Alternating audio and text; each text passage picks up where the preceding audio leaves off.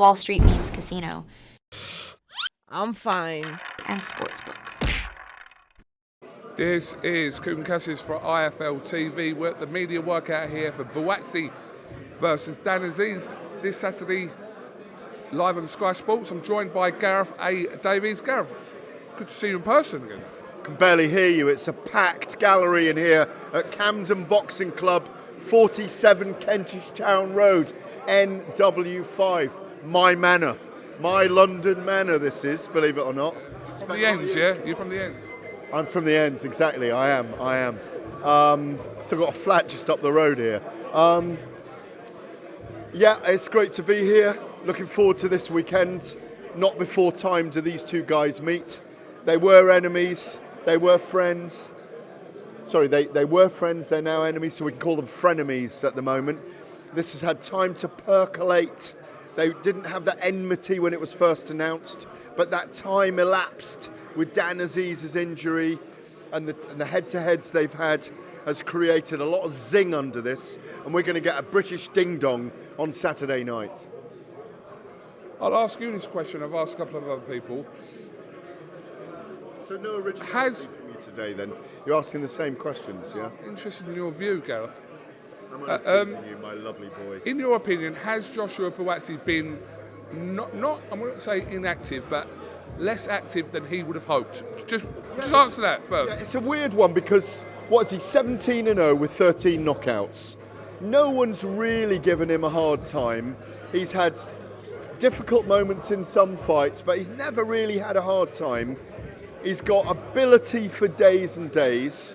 It's 2017 he turned pro, so we're like 6.5 years in.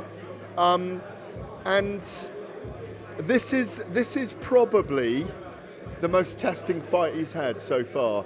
But he's not a guy in a hurry. He's never been a guy in a hurry. I think he's 33 now. I think Aziz is 35. This is the perfect time for him to step up to world level. The question I was going to ask you was, because of that, him being less active than he would have hoped, has that allowed Dan Aziz to almost catch up to this situation where he's fighting Buatsi? Yeah, listen, everybody's highway, everybody's journey, everybody's pathway is different. Joshua Buatsi is a very calm, a very patient individual. He's not wanted to rush his career.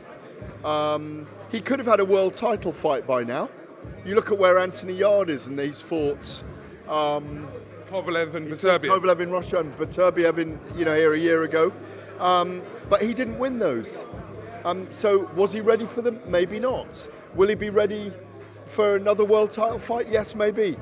Buatsi is perfectly timed right now, in my view, to face a Dan Aziz, who arguably is one of the most improved boxers in British boxing. Spencer Oliver there, making a nuisance of himself. Hello, Spencer. Hello, nice to see you, mate.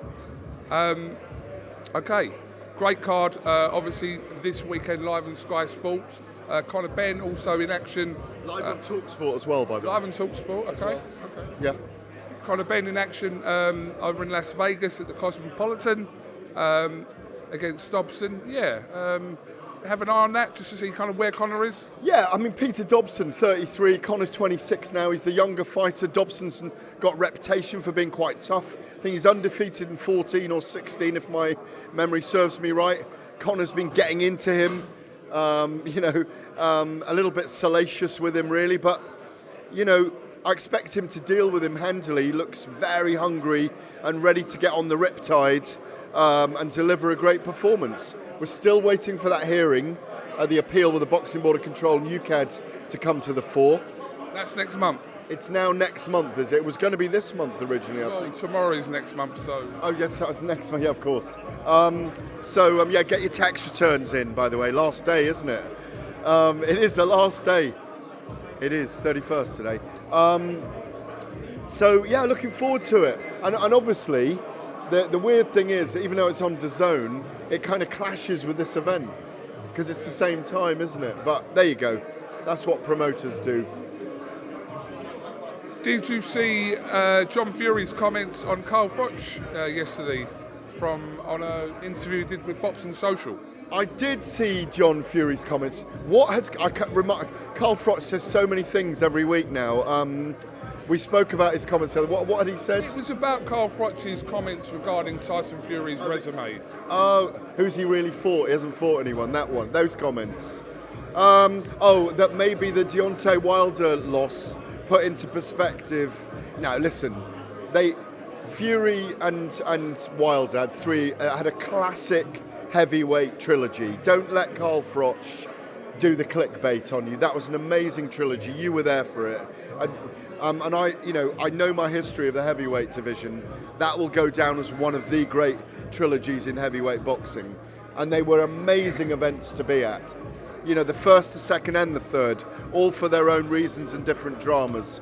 Look, John is very protective about his son. He's been very quiet recently, as Tyson has. He looks in fantastic shape, Tyson. John's just defending his son. It's starting to generate the interest in the big fight on February the 17th in Riyadh. Do you know what's frustrating? And I think it was Shane Fury after the second Fury-Wilder fight, and it was a piece I did with him on camera.